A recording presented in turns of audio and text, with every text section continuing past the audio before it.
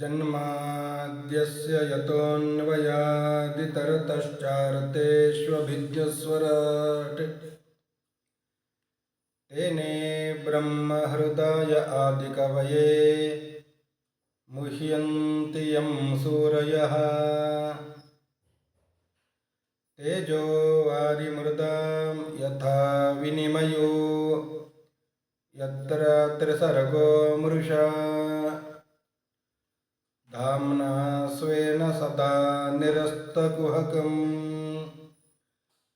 ಸತ್ಯಂ ಪರಂ ಧೀಮಹಿ. ನಾರಾಯಣಂ ನಮಸ್ಕೃತ್ಯ ನರಂ ಚೈವ ನರೋತ್ತಮಂ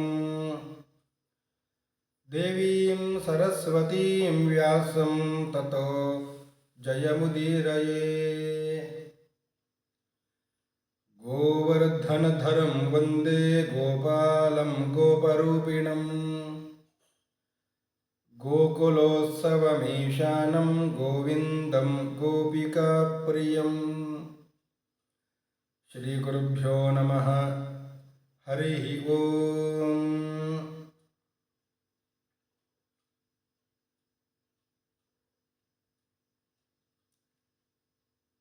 ಸ್ವಯಂಭುವ ಮನುಗಳ ಮಗಳಾದ ಪ್ರಸೂತಿಯನ್ನು ದಕ್ಷ ಪ್ರಜಾಪತಿಗೆ ಕೊಟ್ಟು ಮದುವೆ ಮಾಡಿದ್ದರು. ದಕ್ಷ ಪ್ರಜಾಪತಿಗೆ ಪ್ರಸೂತಿಯಲ್ಲಿ 16 ಹೆಣ್ಣು ಮಕ್ಕಳು ಆದರು. 13 ಹೆಣ್ಣು ಮಕ್ಕಳನ್ನು ಯಮಧರ್ಮನಿಗೆ ಮದುವೆ ಮಾಡಿಕೊಟ್ಟರೆ, 2 ಅಗ್ನಿದೇವನಿಗೆ ಮದುವೆ ಮಾಡಿಕೊಟ್ಟರೆ, 1 ಸತೀದೇವಿಯನ್ನು ರುದ್ರದೇವರಿಗೆ ಮದುವೆ ಮಾಡಿದ್ರು. ರುದ್ರದೇವರಿಗೆ ಸತಿಯಲ್ಲಿ ಯಾವುದೇ ಮಕ್ಕಳಾಗಲಿಲ್ಲ. ಯಾಕೆ ಆಗಲಿಲ್ಲ? ದಕ್ಷ ಪ್ರಜಾಪತಿಗೆ ಮತ್ತು ರುದ್ರದೇವರಿಗೆ, ಮಾವ ಅಳಿಯರಿಗೆ ವೈರ ಉಂಟಾಯಿತು. ಸತೀದೇವಿ ಆ ದೇಹವನ್ನು ತ್ಯಾಗ ಮಾಡಿದ್ಲು. ಇದೆಲ್ಲ ಯಾಕೆ ಆಯಿತು? ಕಾರಣವನ್ನು ನಾನು ಕೇಳುತ್ತೇನೆ ಅಂತ ವಿದುರ ಮೈತ್ರೇಯರಲ್ಲಿ ಕೇಳುತ್ತಾ ಇದ್ದಾರೆ. ಭವೇ ಶೀಲವತಾಂ ಶ್ರೇಷ್ಠೆ ದಕ್ಷೋ ದುಹಿತೃವತ್ಸಲಃ ವಿದ್ವೇಷಂ ಅಕರೋತು ಕಸ್ಮಾತ್ ಅನಾದೃತ್ಯಾತ್ಮಜಾಂ ಸತೀಂ. ಮೈತ್ರೇಯರು ಉತ್ತರ ಹೇಳುತ್ತಾ ಇದ್ದಾರೆ. ಯಾಕೆ ವಿದ್ವೇಷ ಆಯಿತು ಮಾವ ಅಳಿಯನಿಗೆ? ಒಮ್ಮೆ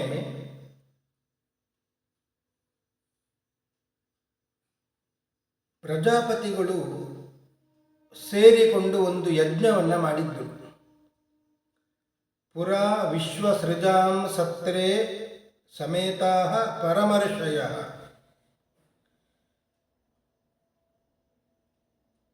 ತಥಾ ಮರಗಣಾಃ ಸರ್ವೇ ಸಾನುಗಾ ಮುನಯೋಗ್ನಯಃ. ಎಲ್ಲ ಮಹರ್ಷಿಗಳು, ಮುನಿಗಳು, ದೇವತೆಗಳು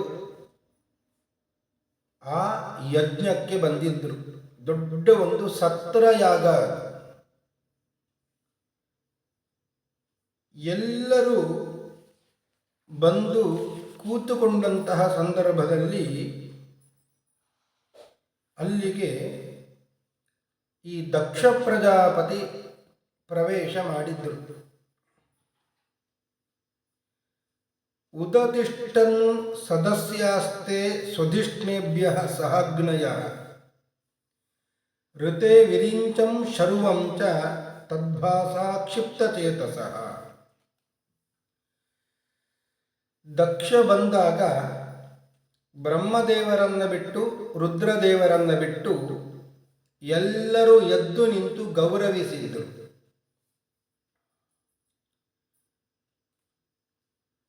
ಕೂತುಕೊಂಡಂತಹ ಬ್ರಹ್ಮದೇವರನ್ನ ನಮಸ್ಕರಿಸಿ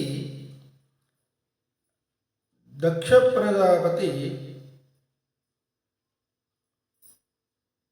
ಕುಳಿತುಕೊಂಡಂತಹ ರುದ್ರದೇವರನ್ನ ನೋಡಿ ಸಿಟ್ಟಿನಿಂದ ಮಾತನಾಡಲಿಕ್ಕೆ ಪ್ರಾರಂಭ ಮಾಡಿದ್ದರು. ಅಜಂ ಲೋಕಗುರುಂ ನತ್ವಾ ನಿಶಸಾದ ತದಾಜ್ಞಯ ಪ್ರಾಂಗನಿಷಣ್ಣಂ ಮೃಡಂ ದೃಷ್ಟ್ವಾ ನಾಮೃಷ್ಯತ್ ತದನಾದೃತಃ. ನನ್ನನ್ನ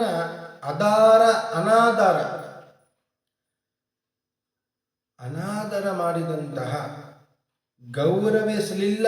ಆದ್ದರಿಂದ ರುದ್ರದೇವರ ಮೇಲೆ ಸಿಟ್ಟು ಬಂತು.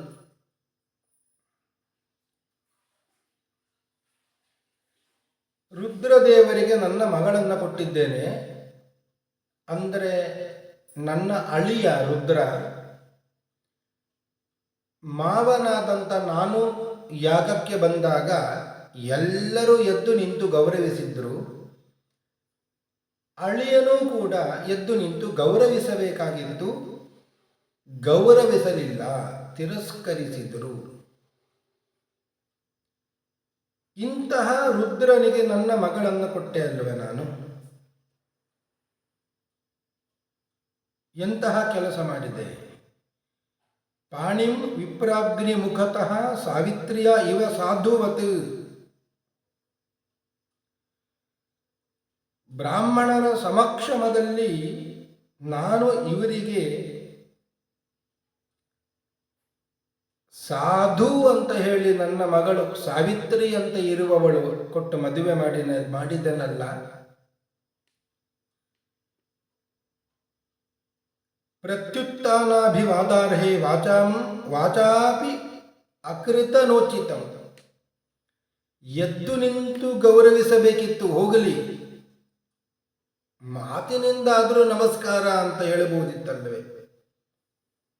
ವಾಚಾಪಿ ಅಕೃತನೋಚಿತಂ, ಮಾತಿನಿಂದಲೂ ಕೂಡ ಏನು ಹೇಳಲಿಲ್ಲ. ನನಗೆ ಇಷ್ಟ ಇರಲಿಲ್ಲ, ರುದ್ರನಿಗೆ ಇವಳನ್ನು ಕೊಟ್ಟು ಮದುವೆ ಮಾಡಲಿಕ್ಕೆ ಇಷ್ಟ ಇದ್ದಿಲ್ಲ. ಆದರೂ ಬ್ರಹ್ಮದೇವರು ಹೇಳಿದ್ರಲ್ಲ ಅಂತ ಹೇಳಿಕೊಟ್ಟೆ ನಾನು.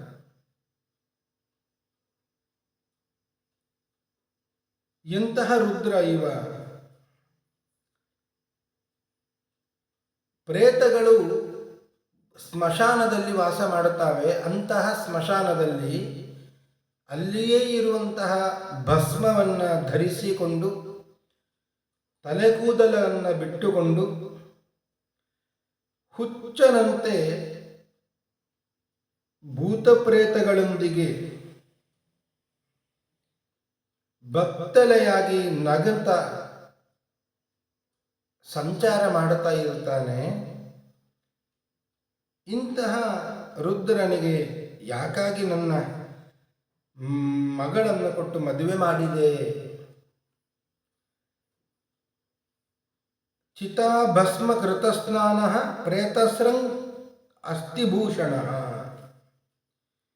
ಚಿತೆಯ ಭಸ್ಮವನ್ನು ಧರಿಸಿಕೊಂಡು, ಅಸ್ಥಿಯನ್ನು ಧರಿಸಿಕೊಂಡು,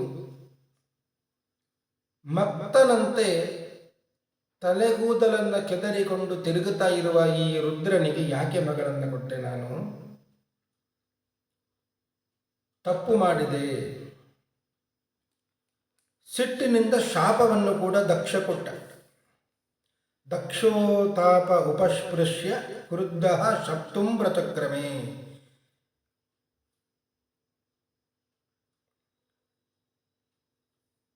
ಕ್ರೋಧದಿಂದ ನೀರನ್ನು ಕೈಯಲ್ಲಿ ಇಟ್ಟುಕೊಂಡು ಶಾಪ ಕೊಟ್ಟ. ಏನು ಶಾಪ? ಸಹಭಾಗಂ ನ ಲಭತಾಂ ದೇವಗಣಾಧಮಃ. ರುದ್ರನಿಗೆ ಯಜ್ಞದಲ್ಲಿ ಆಹುತಿ ಸಿಗದೆ ಹೋಗಲಿ, ಈ ಶಾಪವನ್ನು ಕೊಟ್ಟ. ಅಲ್ಲಿಯೇ ಇದ್ದಂತಹ ನಂದಿ ರುದ್ರದೇವರ ಸೇವಕ, ನಂದೀಶ್ವರ, ಅವ ಎದ್ದು ಶಾಪ ಕೊಟ್ಟ. ಪ್ರತಿ ಶಾಪ. ಏನು ಶಾಪ ಕೊಟ್ಟ?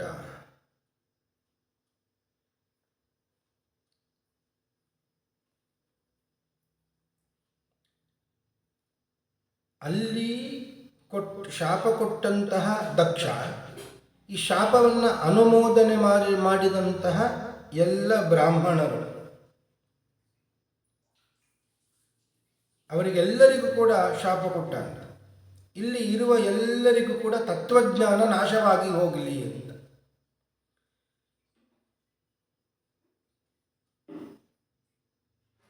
ದಕ್ಷಾಯ ಶಾಪಂ ವಿಸಸರ್ಜ ದಾರುಣಂ ಏತಾನ್ವಮೋದಂ ತದವಾಚ್ಯತಾಂ ದ್ವಿಜಾಃ. ಮಾತ್ರವಲ್ಲ, ದ್ರುಹ್ಯತ್ಯಜ್ಞ ಪೃಥಕ್ ದೃಷ್ಟಿ ತತ್ವತೋ ವಿಮುಖೋ ಭವೇತ್.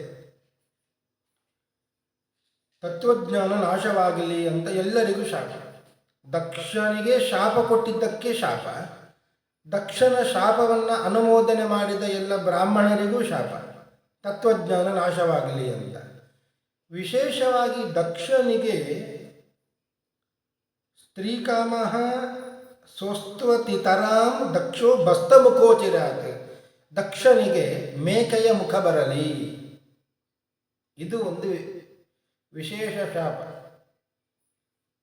ತತ್ವಜ್ಞಾನ ನಾಶವಾಗಲಿ, ಮೇಕೆಯ ಮುಖ ಬರಲಿ, ಆಡಿನ ಮುಖ ಬರಲಿ ಅಂತ ಶಾಪ.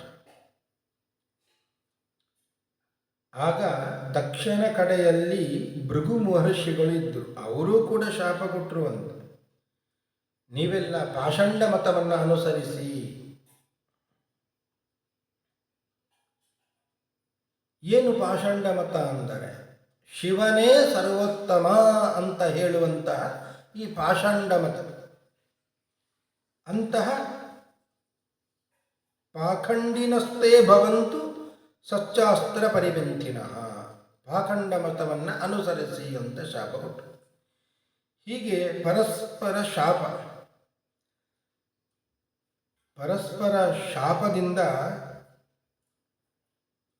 ಅಲ್ಲಿ ಯಜ್ಞ ನಿಂತು ಹೋಯಿತು. ಮಾತ್ರವಲ್ಲ, ರುದ್ರದೇವರು ಅಲ್ಲಿಂದ ಹೊರಟು ಹೋದರು ಅಂತ. ನಿಶ್ಚಕ್ರಾಮ ತತಕ್ಕಿಂಚಿತ್ ವಿಮನಾಹ ಇವಸಾನುಗಃ. ವಿಮನಸ್ಕರಾದವರಂತೆ ನಟಿಸಿ, ವಿಮನಾಹ ಇವಸಾನುಗಃ, ಸ್ವಲ್ಪ ಖೇದಗೊಂಡವರಂತೆ ಅನುಯಾಯಿಗಳೊಂದಿಗೆ ಕೂಡಿಕೊಂಡು ಹೊರಟು ಹೋದರು. ಅವರು ಹೋದ ಮೇಲೆ ಯಜ್ಞ ಮುಂದುವರಿದು ಅವಭೃತ ಸ್ನಾನ ಎಲ್ಲ ಆಯಿತು.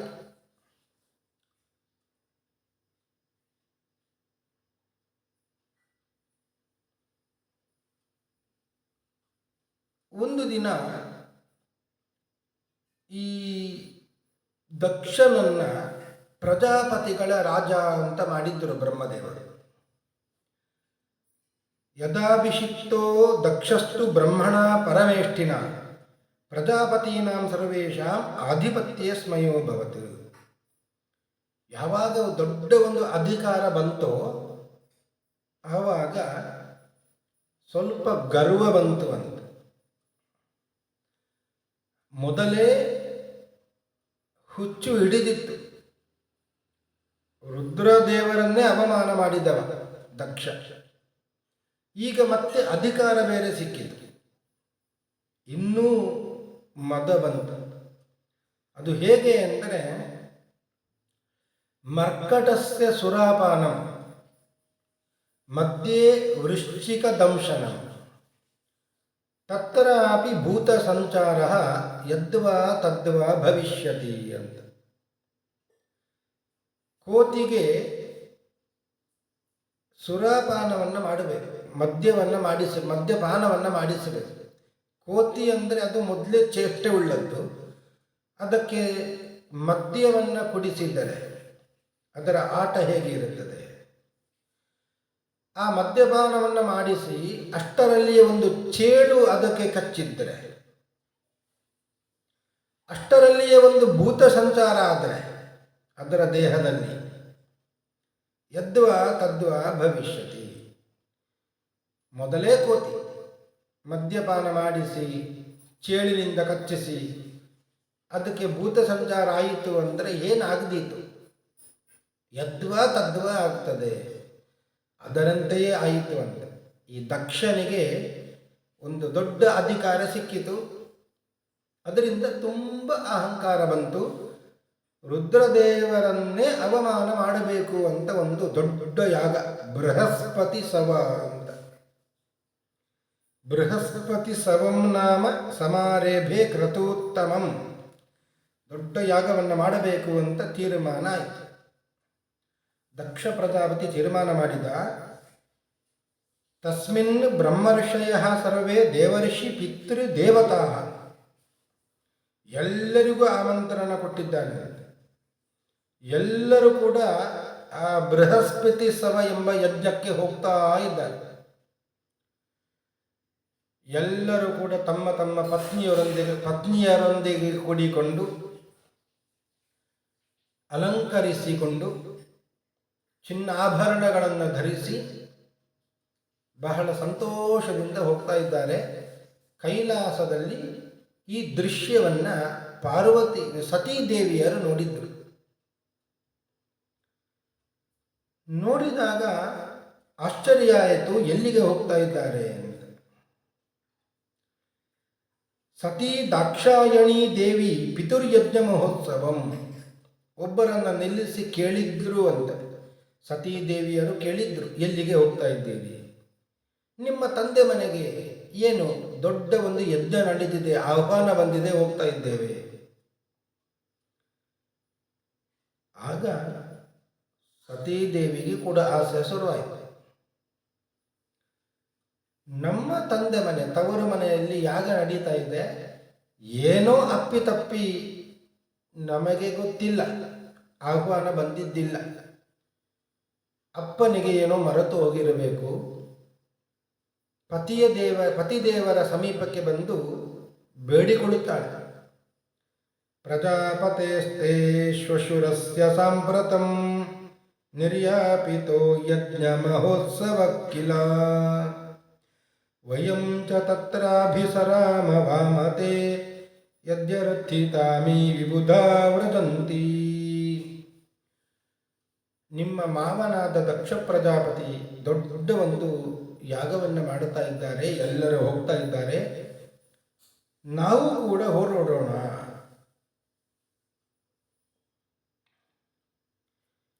ಅಲ್ಲಿ ತಸ್ಮಿನ್ ಭಗಿನ್ಯೋ ಮಮ ಭರ್ತೃಭಿಃ ಸ್ವಕೈರ್ಧ್ರುವಂ ಗಮಿಷ್ಯಂತಿ ಸುಹೃದ್ ದಿದೃಕ್ಷವಃ. ನನ್ನ ಅಕ್ಕ ತಂಗಿಯಂದರು ಎಲ್ಲರೂ ಬರ್ತಾರೆ, ಅವರವರ ಪತಿಗಳೊಂದಿಗೆ ಕೂಡಿಕೊಂಡು ಅವರನ್ನೆಲ್ಲ ಮಾತನಾಡಿಸಿದಾಗ ಆಗ್ತದೆ.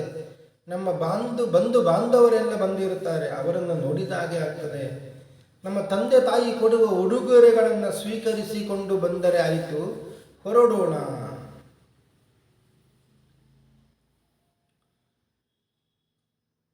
ಅದರಲ್ಲಿಯೂ ಕೂಡ ಸಂಬಂಧ ಇಲ್ಲದವರು ಕೂಡ ಹೋಗ್ತಾ ಇದ್ದಾರೆ. ನೋಡಿ ಸ್ವಲ್ಪ ಕೆಳಗೆ,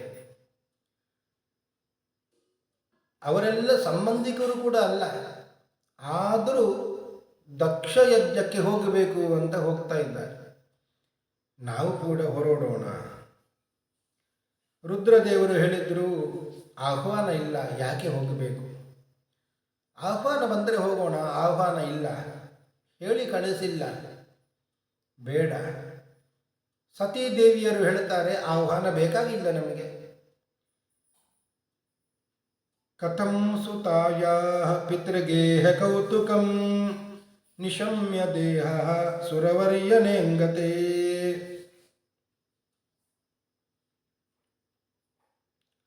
ಅನಾಹುತ ಅಪ್ಯಭಿಯಂತಿ ಸೌಹೃದಂ ಭರ್ತೃಗುರೋ ದೇಹ ಕೃತಶ್ಚಕೇತನಂ. ತಂದೆಯ ಮನೆಯಲ್ಲಿ ನಡೀತಾ ಇರುವ ಈ ಯಾಗಕ್ಕೆ ಮಗಳು ಹೋಗದೆ ಇರಲಿಕ್ಕೆ ಸಾಧ್ಯವಿಲ್ಲ. ಅಷ್ಟಾಗಿಯೂ ಈ ಮಗಳಿಗೆ ತಂದೆಯ ಮನೆಗೆ ಹೋಗಲಿಕ್ಕೆ ಆಹ್ವಾನ ಬೇಕಾ? ಬೇಡ. ಧರ್ಮಶಾಸ್ತ್ರವನ್ನು ಬೋಧಿಸ್ತಾಳೆ ಸತೀದೇವಿ. ಭರ್ತು ಗುರೋ ದೇಹ ಕೃತಶ್ಚಕೇತನಂ. ಈ ಮೂವರ ಮನೆಗೆ ಹೋಗಲಿಕ್ಕೆ ಆಹ್ವಾನ ಬೇಕಾಗಿಲ್ಲ. ಭರ್ತು ಗಂಡನ ಮನೆಗೆ ಹೋಗಬೇಕು ಅಂತಾದರೆ ಆಹ್ವಾನ ಬೇಕಾಗಿಲ್ಲ. ಗುರುಗಳ ಮನೆಗೆ ಹೋಗಬೇಕು ಅಂತಾದರೆ ಏನೋ ಒಂದು ಕಾರ್ಯಕ್ರಮ ನಡೀತಾ ಇದೆ, ಗುರುಗಳ ಮನೆಯಲ್ಲಿ ಹೋಗಿ ಬಿಡಬಹುದು. ಗುರುಗಳು ಹೇಳಿಲ್ಲ ಅಂತ ಇಲ್ಲ. ದೇಹ ಕೃತಶ್ಚ ಕೇತನಂ, ತಂದೆಯ ಮನೆ ದೇಹವನ್ನು ಕೊಟ್ಟಂತಹ ತಂದೆಯ ಮನೆಯಲ್ಲಿ ಏನಾದರೂ ಕಾರ್ಯಕ್ರಮ ಆದರೆ ಅಲ್ಲಿಗೂ ಕೂಡ ಆಹ್ವಾನ ಇಲ್ಲದೆ ಹೋಗಬಹುದು. ಆದ್ದರಿಂದ ಆಹ್ವಾನವನ್ನು ಯಾಕೆ ಕಾಯ್ತೀರಿ, ಹೊರಡೋಣ ಅಂತ ಹೇಳಿದಾಗ ರುದ್ರದೇವರು ಹೇಳ್ತಾರೆ, ತ್ವಯೋದಿತಂ ಶೋಭನಮೇವ ಶೋಭನೆ ಅನಾಹುತ ಅಪ್ಯಭಿಯಂತಿ ಬಂಧುಷು ತೇ ಯದ್ಯನುತ್ಪಾದಿತ ದೋಷ ದೃಷ್ಟಯೋ ಬಲೀಯಸಾನಾತ್ಮ್ಯಮದೇನ ಮನ್ಯುನಾ. ತ್ವಯೋದಿತಂ ಶೋಭನಮೇವ ಶೋಭನೆ. ಸತೀ ದೇವಿ, ನೀನು ಹೇಳಿದ್ದು ಬಹಳ ಶೋಭನವಾಗಿದೆ, ಸುಂದರವಾಗಿ ಹೇಳಿದ್ದೆ. ಹೌದು, ಧರ್ಮಶಾಸ್ತ್ರ ಹಾಗೆ ಇರುವಂಥದ್ದು. ಆದರೆ ಬರೀ ಇಷ್ಟೇ ಅಲ್ಲ, ಅಲ್ಲಿ ಸ್ವಲ್ಪ ಸೌಹೃದಂ, ಪ್ರೀತಿ ಇರಬೇಕು. ಅದು ಇದ್ದಾಗ ಮಾತ್ರ ಹೋಗಬಹುದು.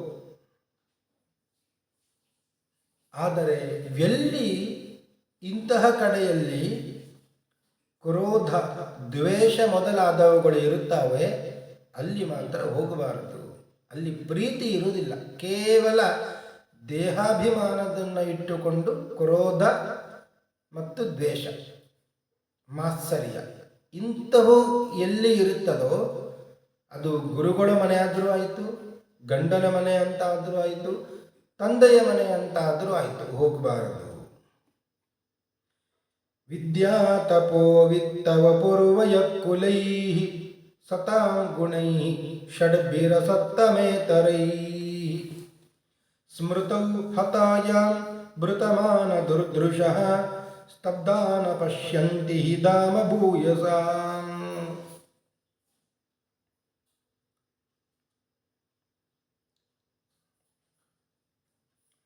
ಈ 6 ಗುಣಗಳು ಎಲ್ಲಿ ಇರುತ್ತವೆ, ಆ ಸತ್ಪುರುಷರು ಅಂತ ಅವರನ್ನು ಕರೀತಾರೆ. ವಿದ್ಯೆ, ತಪಸ್ಸು, ಸಂಪತ್ತು, ಒಳ್ಳೆಯ ಶರೀರ, ಯೌವನದ ವಯಸ್ಸು ಮತ್ತು ಒಳ್ಳೆಯ ಕುಲ. ವಿದ್ಯಾ ತಪೋ ವಿತ್ತ ವಪು ವಯಃ ಕುಲೈ. ಇಂತಹ ಗುಣ ಇದ್ದವರನ್ನ ಸಜ್ಜನರು ಅಂತ ಹೇಳ್ತೇವೆ. ಅವರಲ್ಲಿ ಆ ಗುಣಗಳೆಲ್ಲ ಕಂಡು ಬರುತ್ತದೆ. ಆದರೆ ಇಂತಹ ಗುಣಗಳು ಎಲ್ಲಿ ಇಲ್ಲವೋ ಸ್ತಬ್ಧಾನ ಪಶ್ಯಂತಿ ಹಿ ಧಾಮ ಭೂಯಸಾಂ, ಅಲ್ಲಿಗೆ ನಾವು ಹೋದರೂ ನಮ್ಮನ್ನು ಅವರು ನೋಡುವುದಿಲ್ಲ. ನಿನ್ನ ತಂದೆಯಲ್ಲಿ ಅಂತಹ ಗುಣಗಳು ಇಲ್ಲ, ಎಲ್ಲವೂ ಇದಕ್ಕೆ ವಿರುದ್ಧ ಆಗಿಬಿಟ್ಟಿದೆ. ಯಾಕೆ ಅಂದರೆ ಯೌವನಂ ಧನ ಸಂಪತ್ತಿ, ಪ್ರಭುತ್ವಂ ಅವಿವೇಕಿತ, ಏಕೈಕಂ ಅಪ್ಯನರುತ್ಥಾಯ ಕಿಮು ತತ್ರ ಚತುರ್ಥಕಂ. ಯೌವನ ಅಂದರೆ ಒಂದು ಯೌವನದ ಮದ ಅಂತ ಇರ್ತದೆ, ಬಿಸಿ ರಕ್ತ ಅಂತ ಹೇಳ್ತೇವೆ. ಏನು ಬೇಕಾದರೂ ಮಾಡಿ ಆ ಧೈರ್ಯ ಇರ್ತದೆ, ಅಂತಹ ಯೌವನ. ಧನ ಸಂಪತ್ತಿ, ದೊಡ್ಡ ಬೇಕಾದಷ್ಟು ಸಂಪತ್ತು ಇದೆ. ಪ್ರಭುತ್ವಂ, ಅಷ್ಟರಲ್ಲಿ ಒಂದು ಅಧಿಕಾರವೂ ಇದೆ, ಪ್ರಜಾಪತಿಗಳಿಗೆ ರಾಜ. ಅವಿವೇಕಿತ ಮತ್ತೆ ಅವಿವೇಕಿತನ, ಈ 4ರಲ್ಲಿ ಒಂದೊಂದು ಕೂಡ ಅನರ್ಥಕ್ಕೆ ಕಾರಣ ಆಗ್ತದೆ. ಅಂಥದ್ದರಲ್ಲಿ ನಿನ್ನ ತಂದೆಯಲ್ಲಿ ಈ 4 ಕೂಡ ಇದೆ. ಯೌವನ, ಧನ ಸಂಪತ್ತಿ, ಪ್ರಭುತ್ವ, ಅವಿವೇಕಿತ, ಈ 4 ಇದೆ. ಕಿಮು ತತ್ರ ಚತುರ್ಥಯಂ, ಈ 4 ಇದೆ ಅಂದಮೇಲೆ ಅವರ ಜೀವನ ಹೇಗೆ ಇರುತ್ತದೆ? ಆದ್ದರಿಂದಲೇ ಸಜ್ಜನರ ಲಕ್ಷಣ ಸ್ವಲ್ಪವೂ ಇಲ್ಲ. ಎಲ್ಲಿ ಈ 6 ಲಕ್ಷಣಗಳು ಇದೆಯೋ ಅಲ್ಲಿ ಆಹ್ವಾನ ಇಲ್ಲದೆ ಇದ್ದರೂ ಹೋಗಬಹುದು.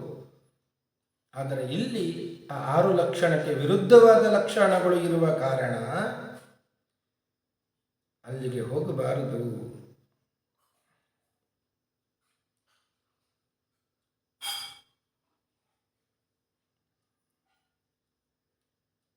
ಏನಾಗ್ತದೆ ಹೋದರೆ? ತತಾರಿಭಿರ್ನ ವ್ಯಥತೆ ಶಿಲೀಮುಖೈ ಶೇತೇರ್ಜಿತಾಂಗೋ ಹೃದಯೇನ ದೂಯತ ಸ್ವಾನಾಂ ಯಥಾ ವಕ್ರಧಿಯಾಂ ದುರುಕ್ತಿಭಿಃ ದಿವಾನಿಶಂ ತಪ್ಯತಿ ಮರ್ಮತಾಡಿತ. ಅಂತಹ ಜಾಗಕ್ಕೆ ಹೋದರೆ ಬಂಧು ಬಾಂಧವರು ಹೌದು, ಕೆಲವೊಂದು ಚುಚ್ಚು ಮಾತನಾಡಿದರೆ ಆ ಮಾತನ್ನು ತಡೆದುಕೊಳ್ಳುವ ಸಾಮರ್ಥ್ಯ ಇರುವುದಿಲ್ಲ. ಯಾಕೆ ಅಂದರೆ ಬಿಲ್ಲಿನಿಂದ ಬಾಣವನ್ನು ಹೂಡಿ ಪ್ರಯೋಗ ಮಾಡಿದ್ರೂ ಅಂತಹ ಬಾಣದ ಏಟನ್ನು ತಡೆಕೊಳ್ಳಬಹುದು, ಇಂತಹ ಚುಚ್ಚು ಮಾತನ್ನು ತಡೆಕೊಳ್ಳಿಕ್ಕೆ ಸಾಧ್ಯ ಇಲ್ಲ. ಬಂಧು ಬಾಂಧವರು ಹೇಳುವಂತಹ ಚುಚ್ಚು ಮಾತು ಏನಿದೆ ಅದನ್ನು ತಡೆಕೊಳ್ಳಿಕ್ಕೆ ಸಾಧ್ಯ ಇಲ್ಲ. ಸ್ವನಾಂ ಯಥಾ ವಕ್ರಧಿಯಾಂದುರುಕ್ತಿಭಿ, ವಕ್ರಧಿಯ ವಕ್ರ ಬುದ್ಧಿಯಿಂದ ಹೇಳಿದಂತಹ ದುರುಕ್ತಿಭಿ ದುರ್ವಚನಗಳು ಅದನ್ನು ತಡ್ಕೊಳ್ಳಿಕ್ಕೆ ಸಾಧ್ಯ ಆಗುವುದಿಲ್ಲ.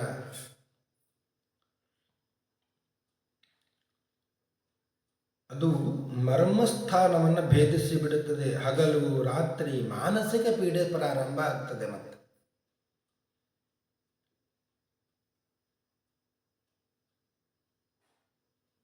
ದಕ್ಷ ಪ್ರಜಾಪತಿಗೆ ನಿನ್ನ ಮೇಲೆ ಬಹಳ ಪ್ರೀತಿ, ಅದು ನಾನು ಬಲ್ಲೆ, ಬಹಳ ಪ್ರೀತಿ ಇದೆ. ಆ ಪ್ರೀತಿಯಿಂದ ನಿನ್ನನ್ನೇನೋ ಪ್ರೀತಿಸ್ತಾನೆ ಅಂತ ಇಟ್ಟುಕೊಂಡರೂ ನನ್ನ ಮೇಲೆ ಸಿಟ್ಟಿದೆ. ಆ ಸಿಟ್ಟಿನಿಂದ ಈಗ ನಿನಗೂ ಪ್ರೀತಿ ಸಿಗುವುದಿಲ್ಲ.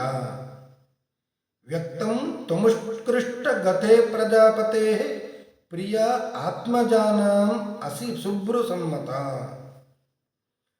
ನನ್ನ ಮೇಲಿನ ಸಿಟ್ಟಿನಿಂದ ನಿನಗೆ ನಿನ್ನ ತಂದೆಯ ಮನ್ನಣೆ ಸಿಗುವುದಿಲ್ಲ. ಆಗ ಸತೀದೇವಿಯವರು ಹೇಳ್ತಾರೆ, ಅಲ್ಲ, ನನ್ನ ಮೇಲೆ ಪ್ರೀತಿ ಇದೆ, ನಿಮ್ಮ ಮೇಲೆ ಸಿಟ್ಟು ಇದೆ, ಯಾಕೆ ಸಿಟ್ಟು? ನೋಡಿ, ಅವತ್ತಿನ ದಿವಸ ನೀವು ಬ್ರಹ್ಮದೇವರ ಬಳಿಯಲ್ಲಿ ಕೂತಿದ್ದೀರಿ. ನಮ್ಮ ತಂದೆ ನಿಮ್ಮ ಮಾವ ಬಂದಾಗ ಎದ್ದು ನಿಂತು ಗೌರವಿಸಬೇಕತ್ತಲ್ಲವೇ, ಯಾಕೆ ಗೌರವಿಸಲಿಲ್ಲ? ಅದೇ ಮೂಲ ಕಾರಣ ಇಷ್ಟೆಲ್ಲ ಆಗಲಿಕ್ಕೆ.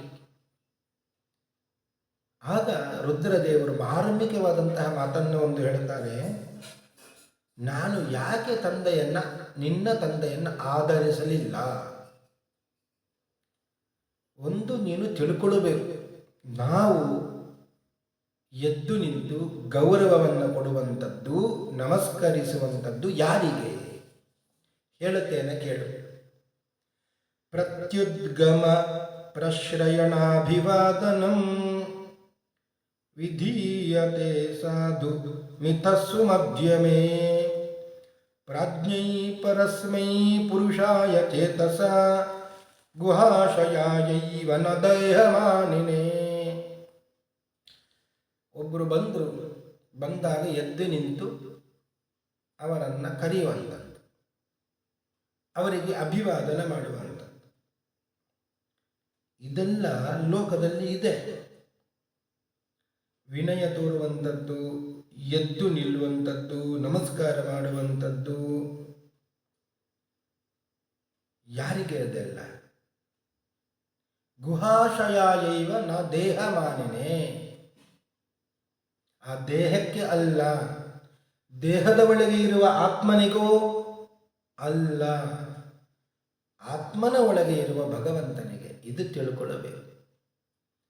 ಯಾರು ನಮಸ್ಕಾರ ಮಾಡುತ್ತಾ ಇದ್ದಾರೆ ಅವರೂ ತಿಳ್ಕೊಳ್ಬೇಕು, ನಾನು ಇವರಿಗೆ ನಮಸ್ಕಾರ ಮಾಡುತ್ತಾ ಇದ್ದೇನೆ, ಇದು ದೇಹಕ್ಕಲ್ಲ, ದೇಹದ ಒಳಗೆ ಇರುವ ಆತ್ಮನಿಗೂ ಅಲ್ಲ, ಆತ್ಮನ ಒಳಗೆ ಇರುವ ಪರಮಾತ್ಮನಿಗೆ. ದೇಹಕ್ಕೆ ಅಲ್ಲ, ಜೀವಾತ್ಮನಿಗೆ ಅಲ್ಲ, ಜೀವಾತ್ಮನ ಒಳಗೆ ಇರುವ ಪರಮಾತ್ಮನಿಗೆ ಅಂತ ತಿಳ್ಕೊಳ್ಬೇಕು.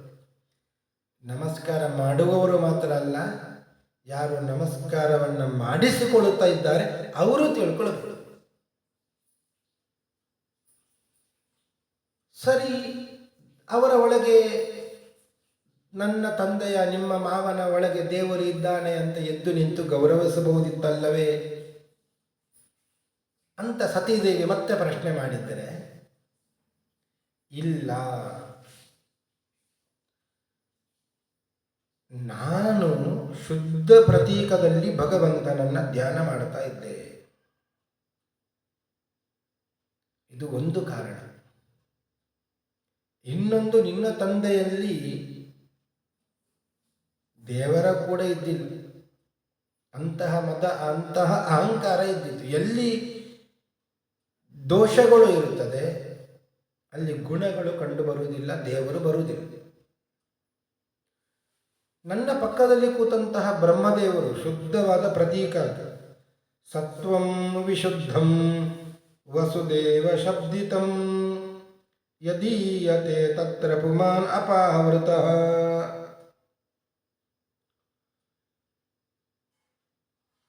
ವಸುದೇವ ಶಬ್ದಿತಂ,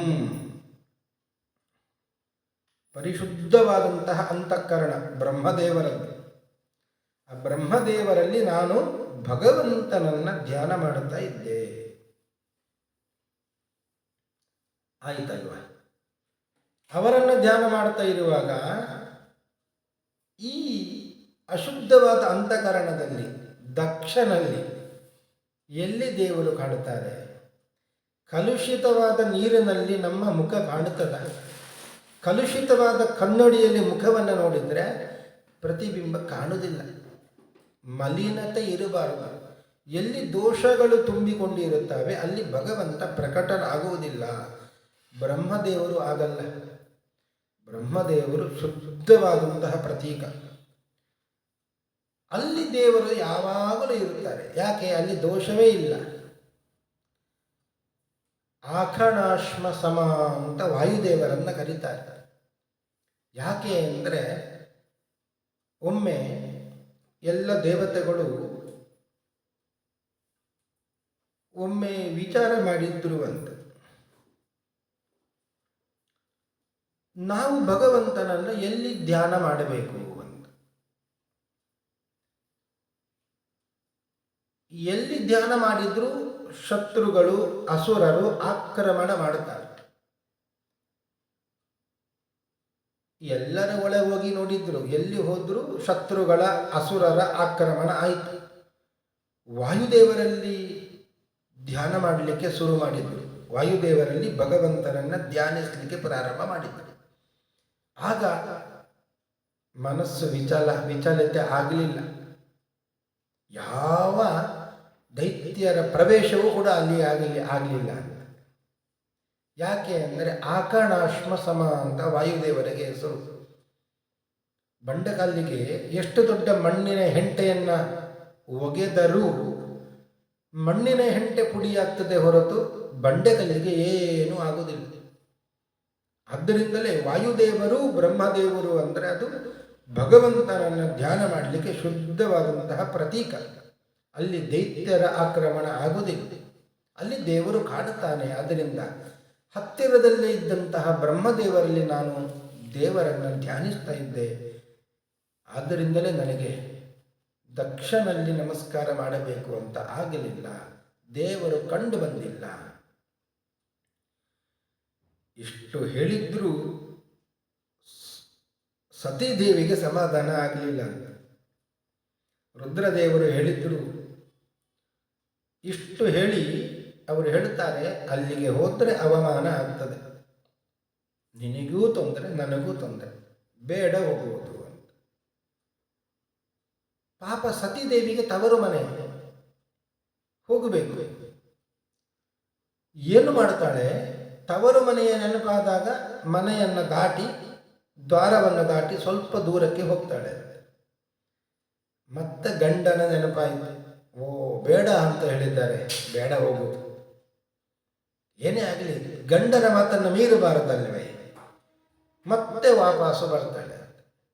ಹೀಗೆ ಹೋಗುದು ವಾಪಸ್ಸು ಬರುವುದು, ಹೋಗುದು ವಾಪಸ್ಸು ಬರುವುದು. ನಿಷ್ಕ್ರಾಮತಿ ನಿರ್ವಿಶತಿ ದ್ವಿದಾಸ ಸಾ. ಅಷ್ಟು ಮನಸ್ಸು ಚಂಚಲಾಗಿ ಬಿಡುತ್ತೆ. ಹೋಗಬೇಕಾ ಬೇಡುವ, ಹೋಗಬೇಕೋ ಬೇಡುವ ಅಂತ. ಕೊನೆಗೆ ಜಯ ಯಾವುದಕ್ಕೆ? ದುಷ್ಕರ್ಮಕ್ಕೆ ಜಯ ಯಾವತ್ತೂ ಅಷ್ಟೆ, ಸತ್ಕರ್ಮಕ್ಕೆ ಜಯ ಸಿಗುವುದಿಲ್ಲ. ಯಾವುದೋ ಒಂದು ಒಳ್ಳೆಯ ಕಾರ್ಯ ನಡೀತಾ ಇದೆ, ದೇವಸ್ಥಾನದಲ್ಲಿ ನಡೀತಾ ಇದೆ, ಅಲ್ಲಿಗೆ ಹೋಗಬೇಕು, ಸತ್ಕರ್ಮ. ಮನೆಯಲ್ಲಿ ಬೇಡವಾದ ಒಂದು ದೂರದರ್ಶನದಲ್ಲಿ ಯಾವುದೋ ಒಂದು ಚಿತ್ರ ಬರ್ತಾ ಇದೆ, ಅದನ್ನು ನೋಡಬೇಕು ಅಂತ ಎರಡೂ ಕಡೆ ಮನಸ್ಸಿದೆ, ಇಲ್ಲಿಯೂ ಮನಸ್ಸಿದೆ, ಅಲ್ಲಿಯೂ ಮನಸ್ಸಿದೆ. ಆದರೆ ದೇವಸ್ಥಾನದ ಕಾರ್ಯಕ್ರಮ ಸತ್ಕರ್ಮ ಇವತ್ತಿಲ್ಲ ಅಂದರೆ ನಾಳೆ ಇರುತ್ತದೆ, ನೋಡೋಣ, ಇರಲಿ, ಮನೆಯಲ್ಲೇ ಕೂತು ಈ ಚಿತ್ರವನ್ನು ನೋಡೋಣ ಅಂತ ಮನೆಯಲ್ಲೇ ಕೂತು ಬಿಡುತ್ತಾರೆ, ಸತ್ಕರ್ಮಕ್ಕೆ ಹೋಗುವುದಿಲ್ಲ. ಯಾಕೆ ಅಂದರೆ ಅದು ದುಷ್ಕರ್ಮಕ್ಕೆ ಜಯ ಸಿಗೋದು ಬಹಳ ಅನಂತ. ಆದ್ದರಿಂದ ಸತೀದೇವಿಯರು ಗಂಡನ ಮಾತನ್ನು ಮೀರಿ ಮತ್ತೆ ತವರ ಮನೆಗೆ ಹೋಗಿಯೇ ಬಿಟ್ಟಿರುವಂತೆ. ಹೋಗಿ ನೋಡುತ್ತಾರೆ, ಸತೀದೇವಿಯರನ್ನ ಯಾರು ಕರೆಯುವುದಿಲ್ಲ. ನೋಡಿಯೂ ನೋಡದಾಗೆ ಮಾಡಿದ ಅಂತೆ ತಂದೆ. ತಾಯಿ ಕೂಡ ಒಮ್ಮೆ ನೋಡಿದ್ಲು, ಹೊರಟು ಬಿಟ್ಟು. ತನ್ನ ಅಕ್ಕಂದಿರು ಎಲ್ಲ ಇದ್ದಾರಲ್ಲ, ಅವರಾದರೂ ಒಂದು ಮಾತನಾಡಿಸ್ತಾರೆ ಅಂದರೆ ಅವರು ಕೂಡ ಮಾತನಾಡಲಿಕ್ಕೆ ಬಂದಿಲ್ಲ. ಯಾಕೆ? ತಂದೆಯ ಭಯ. ಇನ್ನು ತಂದೆ ಏನಾದರೂ ಹೇಳ್ತಾರೋ ಅಂತ. ತಾಮಾಗತಾಂ ತತ್ರ ನ ಕಶ್ಚನಾದ್ರಿಯತ್ ವಿಮಾನಿತಾಂ ಯಜ್ಞಕೃತೋ ಭಯಾಜ್ಜನ. ಅಲ್ಲಿ ಇದ್ದವರು ಯಾರಾದರೂ ಮಾತನಾಡ್ತಾರೋ ಅಂದರೆ ಅವರು ಕೂಡ ಯಾರೂ ಮಾತನಾಡಿಲ್ಲ. ಯಾಕೆ ಅಂದರೆ ದಕ್ಷ ಪ್ರಜಾಪತಿಯ ಭಯ. ದಕ್ಷ ಏನೋ ಅಂದು ಬಿಡ್ತಾನೋ ಅಂತ ಹೆದರಿಕೆ. ಆದರೂ ಇರಲಿ, ಯಾಗ ನಡೀತಾ ಇದೆ, ತನ್ನ ಗಂಡನಿಗೆ ಆಹುತಿ ಸಿಗ್ತದೆ, ಅದನ್ನು ನೋಡಿ ಆದರೂ ಹೋಗ್ತೇನೆ ಅಂತ ಕೂತರೆ ಅರುದ್ರ ಭಾಗಂ ತಮವೇಕ್ಷ್ಯ ಚಾಧ್ವರಂ ಪಿತ್ರಾ ಚ ದೇವೇ ಕೃತಹೇಳನಂ ವಿಭೌ ಅನಾದೃತ ಯಜ್ಞ ಸದಸ್ಯಧೀಶ್ವರಿ ಚುಕೋಪಲೋಕಾನಿವ ದಕ್ಷ್ಯತಿ ರುಷಾ.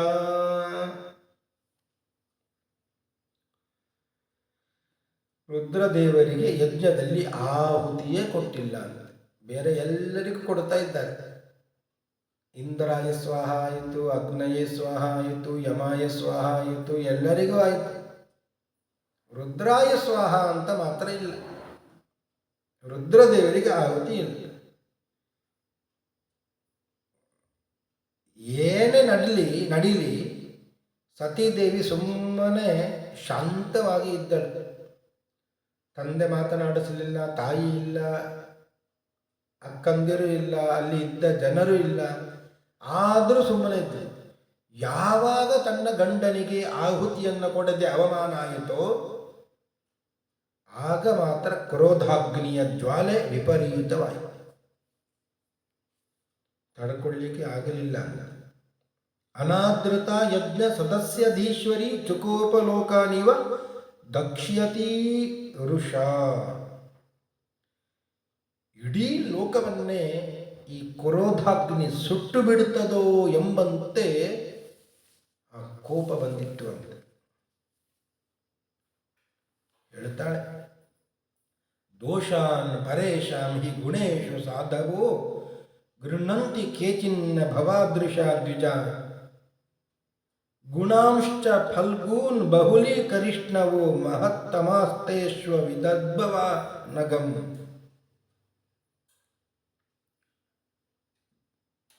ನಿನ್ನಂಥವರು ಬೇರೆಯವರಲ್ಲಿ ಇರುವಂತಹ ಗುಣವನ್ನು ನೋಡದೆ ಬರೀ ದೋಷವನ್ನೇ ಚಿಂತನೆ ಮಾಡುತ್ತಾರೆ. ರುದ್ರದೇವರಲ್ಲಿ ಎಂತಹ ಗುಣಗಳೆಲ್ಲ ಇವೆ, ಅದನ್ನು ಬಿಟ್ಟು ಏನೋ ಒಂದು ದೋಷ, ಆ ದೋಷವೇ ಅಲ್ಲ ಅದು, ಎದ್ದು ನಿಂತು ಗೌರವಿಸಲಿಲ್ಲ ಅಂತ. 100ರಲ್ಲಿ 100 ಗುಣಗಳು ಇದೆ, ಹುಡುಕಿ ಒಂದು ದೋಷವನ್ನು ತೆಗೆದು ಅವರನ್ನು ಅವಮಾನ ಮಾಡುತ್ತಾ ಇದೆಯಲ್ಲ ನೀನು. ಅಂತಹ ದೋಷಗಳನ್ನು ಕಾಣುವವ ನೀನು. ಒಂದು ಜರಡಿ ಇದೆ, ಆ ಜರಡಿಯಲ್ಲಿ ಧಾನ್ಯವನ್ನು ಹಾಕಿದರೆ ಕಸಗಡ್ಡಿಗಳಿಂದ ಮಾತ್ರ ಅದು ಉಳಿಸಿಕೊಳ್ಳುತ್ತದೆ, ತಿನ್ನುವಂತಹ ಪದಾರ್ಥ ಕೆಳಗೆ ಬೀಳುತ್ತದೆ. ಇದು ದುಷ್ಟರಿಗೆ ಉದಾಹರಣೆಯಾಗಿ ಕೊಡಬಹುದು. ಬರೀ ದೋಷವನ್ನು ಕಾಣುವವರು ದುಷ್ಟರು, ಜರಡಿಯಂತೆ ಅಂತ. ಗುಣಗಳು ಕಂಡು ಬರುವುದಿಲ್ಲ ಅವರಿಗೆ, ಬರೀ ದೋಷವನ್ನೇ ಹುಡುಕುತ್ತಾ ಇರ್ತಾರೆ. ಮೊರ ಇದೆ, ಶೂರ್ಪ, ಧಾನ್ಯವನ್ನು ಅದರಲ್ಲಿ ಹಾಕಿ ಕೇರಿದಾಗ ಅದು ಒಳ್ಳೆಯದನ್ನು ಮಾತ್ರ ಇಟ್ಟುಕೊಳ್ಳುತ್ತದೆ, ಕೆಟ್ಟದ್ದನ್ನು ಹೊರಗೆ ಬಿಸಾಡಿ ಬಿಡುತ್ತದೆ. ಅದನ್ನು ಒಳ್ಳೆಯವರಿಗೆ, ಸಜ್ಜನರಿಗೆ ಉದಾಹರಣೆಯಾಗಿ ಕೊಡುವರು. ಸಜ್ಜನರು ಸ್ವಲ್ಪ ದೋಷ ಇದ್ದರೂ ಅದನ್ನು ಬಿಟ್ಟು ಗುಣಗಳನ್ನೇ ಮೆರೆಸ್ತಾರೆ. ಅಂತಹ ಸಾಲಿನಲ್ಲಿ ಸೇರಿದವರು ಮಹಾರುದ್ರದೇವರು. ಸಮುದ್ರ ಮಥನ ಆಯಿತು. ಆ ಮಥನ ಆಗುವಾಗ ಹಾಲಾಹಲ ವಿಷವೂ ಬಂದಿತು, ಚಂದ್ರಮನು ಮೂಡಿ ಬಂತು. ರುದ್ರದೇವರು ಏನು ಮಾಡಿದ್ರು? ಹಾಲಾಹಲ ವಿಷವನ್ನ ತಾನು ಕುಡಿದು ಅದನ್ನು ಒಳಗಡೆ ಇಟ್ಟುಕೊಂಡು ಬಿಟ್ಟರು. ಲೋಕಕ್ಕೆ ತಾಪ ಕೊಡುವಂಥದ್ದು ಅದು, ಅದನ್ನು ಒಳಗೆ ಇಟ್ಟುಕೊಂಡು. ಇನ್ನು ತಾಪವನ್ನು ಪರಿಹಾರ ಮಾಡುವವ ಲೋಕ ಸಂತಾಪಹಾರಿ ಅಂತ ಚಂದ್ರ, ಬೆಳದಿಂಗಳನ್ನು ಕೊಟ್ಟು ತಂಪನ್ನು ಕೊಡುವವ ಚಂದ್ರ. ಅದು ಲೋಕಕ್ಕೆ ಉಪಕಾರ ಆಗಲಿ, ಅವನ ಗುಣ ಎಲ್ಲರಿಗೂ ತಿಳಿಯಲಿ ಅಂತ ಜಟೆಯಲ್ಲಿ ಧರಿಸಿಕೊಂಡ್ರು ಅಂತ. ಎಂತಹ ದೊಡ್ಡ ಗುಣ ಮಹಾರುದ್ರ ದೇವರದ್ದು. ಗುಣದೋಷವು ಬುಧೋಗೃನ್ನನ್ನು ಇಂದು ಕ್ಷೇಳಾ ವಿವೇಶ್ವರ ಶಿರಸ ಶ್ಲಾಘತೆ ಪೂರ್ವಂ ಪರಂ ಕಂಠೆ ನಿಯತ್ತದೆ.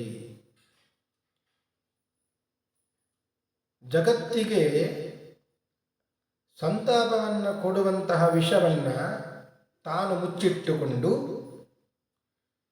ಸಂತಾಪವನ್ನು ಪರಿಹರಿಸುವ ಚಂದ್ರಮನನ್ನು ಹೊರಗಡೆ ಕಾಣುವಂತೆ ಇಟ್ಟುಕೊಂಡರು. ಇದು ರುದ್ರದೇವರ ಗುಣ. ಅಂತಹ ರುದ್ರದೇವರ ಹೆಸರು ಎರಡು ಅಕ್ಷರದ ಹೆಸರು.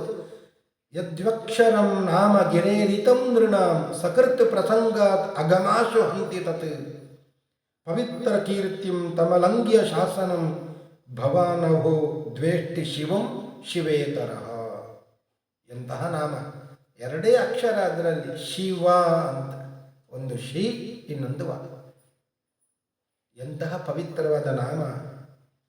ಶಿವ ಶಿವೇತಿ ಶಿವೇತಿ ಶಿವೇತಿ ವೈ ಭವ ಭವೇತಿ ಭವೇತಿ ಭವೇತಿ ವಾ ಮೃಡ ಮೃಡೇತಿ ಮೃಡೇತಿ ಮೃಡೇತಿ ವೈ ಭಜತಿ ಸತತಂ ಪ್ರಣತಾಮಿ ಯಾತ್. ಶಿವ, ಭವ, ರುದ್ರ, ಮೃಡ, ಎರಡೇ ಅಕ್ಷರಗಳು. ಎರಡೇ ಅಕ್ಷರಗಳು ಆದರೂ ಎಂತಹ ಪವಿತ್ರ ಆ ಹೆಸರಕ್ಕೆ. ಶಿವ ಅಂದರೆ ಸಾಕು, ಎಲ್ಲ ಪಾಪ ಪರಿಹಾರ ಹೋಗ್ತದೆ. ಅಂತಹ ಎರಡು ಅಕ್ಷರದ ನಾಮವುಳ್ಳಂತಹ ರುದ್ರದೇವರಿಗೆ ಎಂತಹ ಅವಮಾನ ಆಯಿತು. ಈ ಜಾಗದಲ್ಲಿ ನಾನು ಇರಬಾರದು. ಎಲ್ಲಿ ಸಜ್ಜನರಿಗೆ ಅವಮಾನ ಆಗ್ತದೋ, ಯಾರಾದರೂ ಏನಾದರೂ ಹೇಳ್ತಾರೋ, ಆಗ ಎರಡು ಕೆಲಸ ಮಾಡಬೇಕು ನಾವು. ಒಂದು ಅದು, ಒಂದು ಇದು. ಯಾವುದೋ ಒಂದು. ಕರ್ಣೌ ಪಿಧಾಯ ನಿರಯಾದ್ಯತ ಕಲ್ಪ ಈಶೇ ಧರ್ಮ ವಿತರ್ಯ ಶ್ರೇಣಿಭಿರ್ನಿರ್ಭಿರಸ್ಯಮಾನೆ. ಒಳ್ಳೆಯವರಿಗೆ ಅವಮಾನವಾದಂತಹ ಮಾತು ಯಾರಾದರೂ ಹೇಳ್ತಾ ಇದ್ದರೆ ಕರ್ಣೋಪಿಧಾಯ, ಕಿವಿಯನ್ನು ಮುಚ್ಚಿ ಅಲ್ಲಿಂದ ಹೊರಟು ಹೋಗಬೇಕು. ಯಾವಾಗ? ಅದನ್ನು ತಡೆಯುವ ಸಾಮರ್ಥ್ಯ ಇಲ್ಲದೆ ಇದ್ದಾಗ, ಶಕ್ತಿ ಇಲ್ಲದೆ ಇದ್ದಾಗ. ಕರ್ಣೋಪಿಧಾಯ ನಿರಯಾದ್ಯದಕಲ್ಪ ಈಶೆ. ಸರಿ, ಶಕ್ತಿ ಇದೆ, ದಂಡಿಸುವ ಶಕ್ತಿ ಇದೆ ಅಂದರೆ ಅಂತಹ ಅಮಂಗಳವನ್ನು ನುಡಿಯುವಂತಹ ನಾಲಿಗೆಯನ್ನು ಕತ್ತರಿಸಿ ಬಿಡಬೇಕಂತೆ. ಪ್ರಾಣ ಹೋದರೂ ಚಿಂತೆ ಇದೆ, ಶಕ್ತಿ ಇದೆ ಅಂದರೆ ಹೋರಾಡಬೇಕು. ಈಗ ರುದ್ರದೇವರ ಅವಮಾನ. ನಾನು ಅಲ್ಲಿ ಇರಬಾರದು, ಯಾಕೆಂದರೆ ನನಗೆ ಶಕ್ತಿ ಇಲ್ಲ. ಕಣ್ಣು ಮುಚ್ಚಿಕೊಂಡು ಕಿವಿ ಮುಚ್ಚಿಕೊಂಡು ಹೋಗಿಬಿಡಬೇಕು. ಮಾತ್ರ ಈ ಶರೀರ ಎಲ್ಲಿಂದ ಬಂದಿರುತ್ತೆ? ಅದು ದಕ್ಷನಿಂದ ಬಂದ ಶರೀರ. ಶರೀರದಲ್ಲಿ ಏನಾದರೂ ಕೆಟ್ಟ ಪದಾರ್ಥಗಳು ಹೋಯಿತು, ಅಜೀರ್ಣ ಆಯಿತು ಅಂದರೆ ಏನು ಮಾಡುತ್ತೇವೆ? ವಾಂತಿ ಮಾಡಿಬಿಡ್ತೇವೆ, ಅದನ್ನು ಹೊರಗೆ ಹಾಕಿ ಬಿಡುತ್ತೇವೆ. ಆಗ ಶರೀರ ಖುಷಿಯಿಂದ ಇರುತ್ತದೆ. ಹಾಗೆಯೇ ಈ ದೇಹ ಎಂಬುವಂಥದ್ದು ಏನು, ಇದು ನಿನ್ನಿಂದ ಬಂದಿದ್ದು, ದಕ್ಷನಿಂದ ಬಂದಂತಹ ದೇಹ ಇದು. ದಕ್ಷ ಮಲಿನ, ಅವ ಮಲಿನ ಅಂತ ಆದರೆ ಈ ಅವನಿಂದ ಬಂದ ದೇಹ ಅದು ಮಲಿನವಾಯಿತು. ಅಂತಹ ದೇಹ ನನಗೆ ಬೇಡ ಅಂತ ಹೇಳಿ ಯೋಗ ಬಲದಿಂದ ಯೋಗಾಗ್ನಿಯನ್ನು ಸೃಷ್ಟಿ ಮಾಡಿ ಅದರಲ್ಲಿಯೇ ತನ್ನ ಪ್ರಾಣವನ್ನು ತ್ಯಾಗ ಮಾಡಿಬಿಟ್ಲು. ಶರೀರ ತ್ಯಾಗವನ್ನು ಮಾಡಿದಳು. ದಾಕ್ಷಾಯಿಣಿ ಅಂತ ಕರೀತಾರೆ ರುದ್ರದೇವರು. ಹೋದರೆ ದಕ್ಷನ ಹೆಸರು ಕೂಡ ಅದರಲ್ಲಿ ಸೇರಿಬಿಟ್ಟಿದೆ. ಆ ಹೆಸರು ಬೇಡ ನನಗೆ, ಅವನಿಂದ ಬಂದಂತಹ ಈ ಶರೀರವೂ ಬೇಡ, ಶರೀರ ತ್ಯಾಗ ಮಾಡಿಬಿಡುತ್ತೇನೆ ಅಂತ ಯೋಗಾಗ್ನಿಯಿಂದ ಶರೀರವನ್ನು ತ್ಯಾಗ ಮಾಡಿದ್ಳು. ದೊಡ್ಡ ಯಾಗ, ಬೃಹಸ್ಪತಿ ಸವ ಅಂತ ಯಾಗ ನಿಂತು ಹೋಯಿತು. ದಕ್ಷನ ಮಗಳೇ ಸತ್ತು ಹೋದರೆ ಅಲ್ಲಿ ಯಾಗ ನಿಲ್ಲಲೇಬೇಕು, ನಿಂತು ಹೋಯಿತು. ಭವೋ ಭವಾನ್ಯ ನಿಧನಂ ಪ್ರಜಾಪತೆ ಅಸತ್ಕೃತಾಯ ಅವಗಮ್ಯ ನಾರದಾತ್. ರುದ್ರದೇವರಿಗೆ ವಿಷಯ ಹೋಯಿತು. ಯಾರಿಂದ? ಅವಗಮ್ಯ ನಾರದಾತ್. ನಾರದರು ಹೋಗಿ ಹೇಳಿದ್ರು ಅಂತ, ಹೀಗೆ ಹೇಗೆ ಆಗಿದೆ ಅಂತ. ಕೇಳಿದ್ದೇ ತಡ ರುದ್ರದೇವರಿಗೆ ಸಿಟ್ಟು ಬಂತು. ಕ್ರುದ್ಧ ಸುದಷ್ಟೋಷ್ಠಪುಟ ಸಧೂರ್ಜಟಿ ಜಟಾಂ ತಡಿದ್ವನ್ನಿ ಸಟೋಗ್ರ ರೋಚಿಷಂ ಉತ್ಕೃತ್ಯ ರುದ್ರ ಸಹಸೋತ್ಥಿತೋ ಹಸನ್ ಗಂಭೀರನಾದೋ ವಿಸಸರ್ಜತಾಂ ಭುವಿ.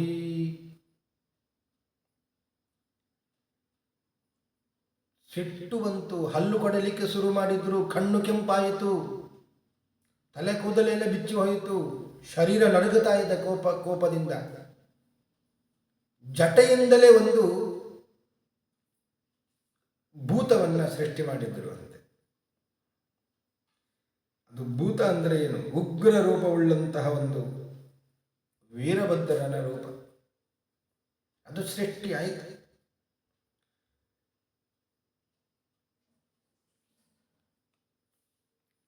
ಅಲ್ಲಿಂದ ಒಬ್ಬ ಎದ್ದು ಬಂದ.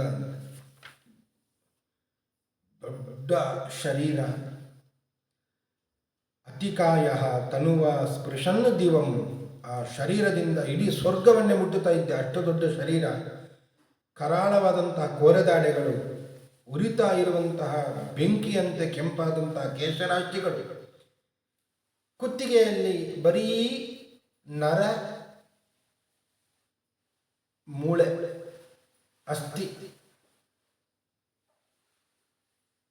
ಮನುಷ್ಯರ ತಲೆಗಳು, ಕರಾಲದಂಷ್ಟ್ರೋ ಜ್ವಲದಗ್ನಿ ಮೂರ್ಧಜ ಕಪಾಲಮಾಲಿ ವಿವಿಧೋದ್ಯತಾಯುಧ. ಆಯುಧಗಳನ್ನು ಧರಿಸಿಕೊಂಡು ಏನು ಮಾಡಬೇಕು ನಾನು? ರುದ್ರದೇವರು ಹೇಳಿದ್ರು, ದಕ್ಷನನ್ನ ಯಜ್ಞವನ್ನು ಎಲ್ಲವನ್ನು ಧ್ವಂಸ ಮಾಡಿ ಬಾ ಅಂತ. ವೀರಭದ್ರ ಹೊರಟ ಅಂತ. ಅವನೊಟ್ಟಿಗೆ ಎಲ್ಲ ಗಣಗಳು ಎಲ್ಲ ಹೊರಟಿದ್ದಾರೆ. ದಕ್ಷನ ಯಜ್ಞಶಾಲೆಗೆ ಬಂದಿದ್ದಾರೆ. ಅಲ್ಲಿ ಯಜ್ಞವನ್ನು ಧ್ವಂಸ ಮಾಡಿದ್ದರು. ಯಜ್ಞ ನಿಂತು ಹೋಗಿತ್ತು. ಅಲ್ಲಿ ಇದ್ದವರಿಗೆಲ್ಲ ಉಪದ್ರವವನ್ನು ಮಾಡಿದ್ರು. ರುರುಜುಹು ಯಜ್ಞ ಪಾತ್ರಾಣಿ, ಯಜ್ಞ ಪಾತ್ರಗಳನ್ನು ಎಲ್ಲ ನಾಶ ಮಾಡಿದ್ರು. ತಥೈಕೆ ಅಗ್ನೀನ್ ಅನಾಶಯನ್, ಅಗ್ನಿಯನ್ನು ಆರಿಸಿಬಿಟ್ರು. ಕುಂಡೇಶ್ವ ಮೂತ್ರಯನ್ ಕೇಚಿದ್ಬಿಹಿ, ಹೋಮದ ಕುಂಡಕ್ಕೆ ಮಲಮೂತ್ರವನ್ನೆಲ್ಲ ಮಾಡಿದ್ದರು. ಯಜ್ಞಶಾಲೆಯನ್ನು ಧ್ವಂಸಗೊಳಿಸಿದರು. ಭೃಗುಂ ಬಬಂಧ ಮಣಿಮಾನ್ ವೀರಭದ್ರ ಪ್ರಜಾಪತಿಂ ಚಂಡೀಶಃ ಭೂಷಣಂ ದೇವಂ ಭಗಂ ನಂದೀಶ್ವರೋ ಗ್ರಹೀತ್. ಭೃಗು ಋಷಿಗಳಿದ್ದರು, ಅವರನ್ನು ಮಣಿಮಾನ ಎಂಬವ ಬಂಧಿಸಿದ. ವೀರಭದ್ರ ದಕ್ಷನನ್ನು ಬಂಧಿಸಿದ. ಭೂಷಣನನ್ನು ಚಂಡೀಶ ಬಂಧಿಸಿದ. ಭಗನನ್ನ ನಂದೀಶ್ವರ ಬಂಧಿಸಿದ. ಭೃಗು ಮಹರ್ಷಿಗಳು ಹೋಮ ಮಾಡ್ತಾ ಇದ್ದವರು. ಅವರನ್ನು ಹಿಡಿಕೊಂಡು ಗಡ್ಡ ಮೀಸೆಯನ್ನು ತೆಗೆದು ಬಿಟ್ಟ. ಯಾಕೆ ಅಂದರೆ ಭೃಗೋಹೋ ಲುಲುಂಚೆ ಸದಸಿ ಯೋ ಹಸನ್ ಶ್ಮಶ್ರು ದರ್ಶಯ, ಮೀಸೆಯನ್ನು ತಿರುಗಿಸ್ತಾ ಅಪಹಾಸ ಮಾಡ್ತಾ ಇದ್ದರಂತೆ ಅವರು ಭೃಗು ಋಷಿಗಳು. ಎಲ್ಲಿ? ರುದ್ರದೇವರಿಗೆ ದಕ್ಷ ಪ್ರಜಾಪತಿ ಶಾಪವನ್ನು ಕೊಡುವ ಸಂದರ್ಭದಲ್ಲಿ. ಆದ್ದರಿಂದ ಅವರ ಮೀಸೆಗಡ್ಡವನ್ನು ತೆಗೆದುಬಿಟ್ಟು ಭಗಸ್ಯ ನೇತ್ರೇ ಭಗವಾನ್ ಪಾತಿತಸ್ಯ ಋಷಾಭುವಿ. ಭಗ ಅಂತ ಒಬ್ಬ ದೇವತೆ. ದಕ್ಷ ಶಿವನನ್ನು ನಿಂದಿಸುವಾಗ ಕಣ್ಣನ್ನು ಮಿಟುಕಿಸಿ ನೋಡ್ತಾ ಇದ್ದಾನೆ. ಕಣ್ಣು ಕುಡ್ಡೆಗಳನ್ನು ಕೆತ್ತಿಬಿಟ್ರು. ಈಗ ಪುಷ್ಣಾಶ್ಚಾಪತಯದ್ದಂತಾನ್ ಕಾಳಿಂಗಸ್ಯ ಯಥಾಬಲಃ.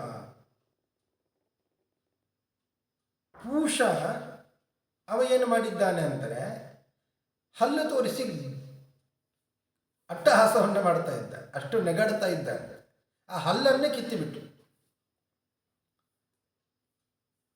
ವೀರಭದ್ರ ಏನು ಮಾಡಿದ? ದಕ್ಷನ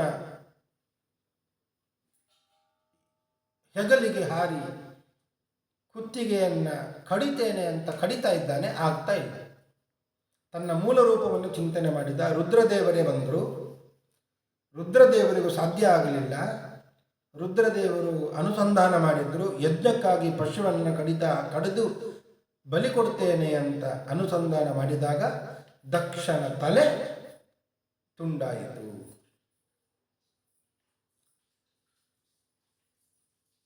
ಮತ್ತೆ ಎಲ್ಲರೂ ಹೋದ್ರು ಅಂತ.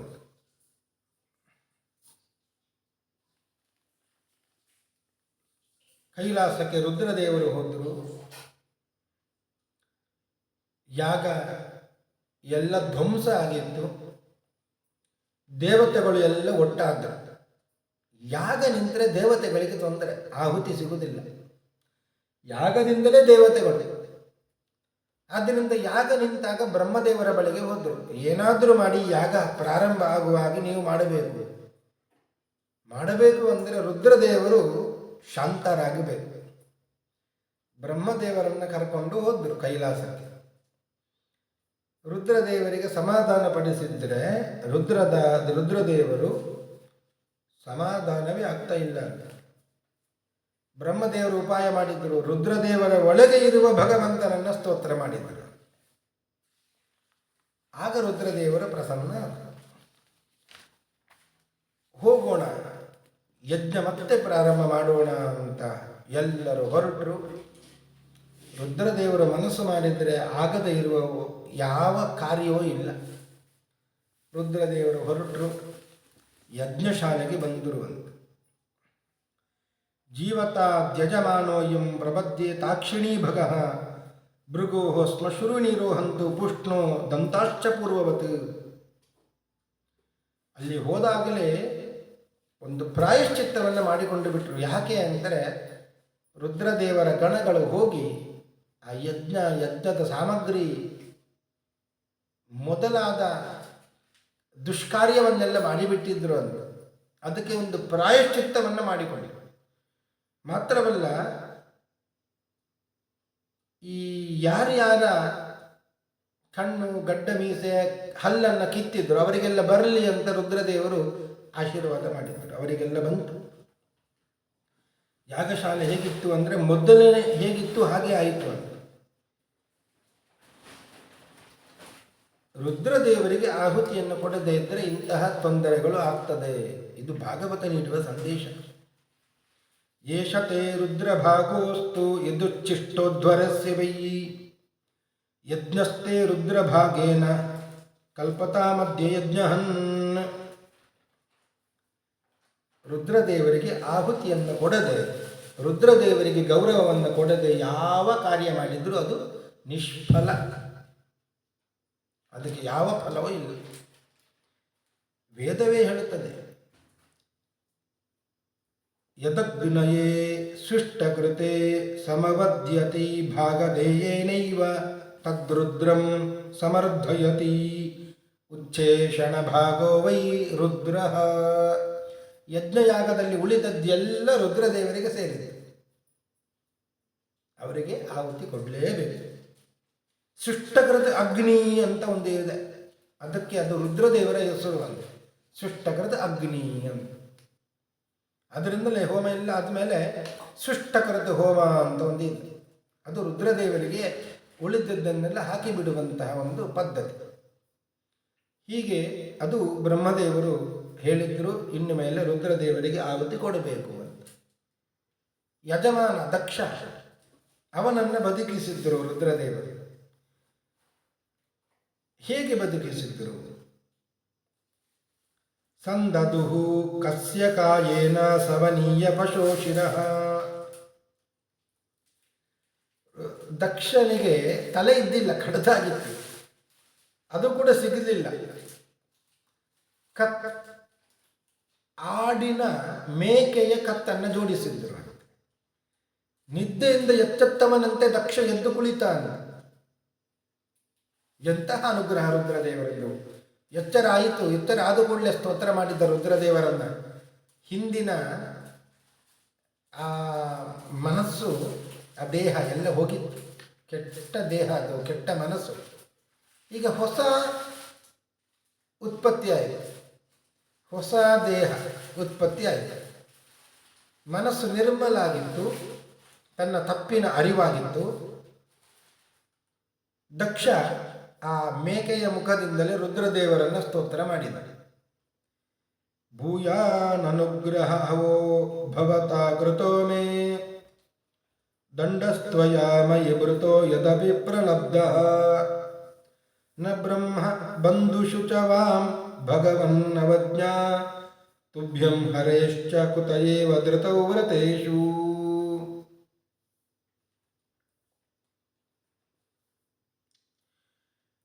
ನಿಮ್ಮಲ್ಲಿ ಮಹಾ ಅಪರಾಧವನ್ನೇ ಮಾಡಿದ್ದೆ ನಾನು, ಆದರೆ ಅದರ ಬದಲಿಗೆ ನನ್ನನ್ನು ಶಿಕ್ಷೆಯ ಮೂಲಕ ಶುದ್ಧಗೊಳಿಸಿ ಅನುಗ್ರಹ ಮಾಡಿದ್ದೀರಿ ನೀವು. ಭೂಯಾನ್ ಅನುಗ್ರಹ ಅಹೋ ಭವತಾ ಕೃತೋಮೇ. ಶಿಕ್ಷೆಯನ್ನು ಕೊಟ್ಟು ಅನುಗ್ರಹ ಮಾಡಿದ್ದೀರಿ, ನನ್ನನ್ನು ಶುದ್ಧಗೊಳಿಸಿದ್ದೀರಿ. ಎಂತಹ ಕೃಪೆ ನಿಮ್ಮದು!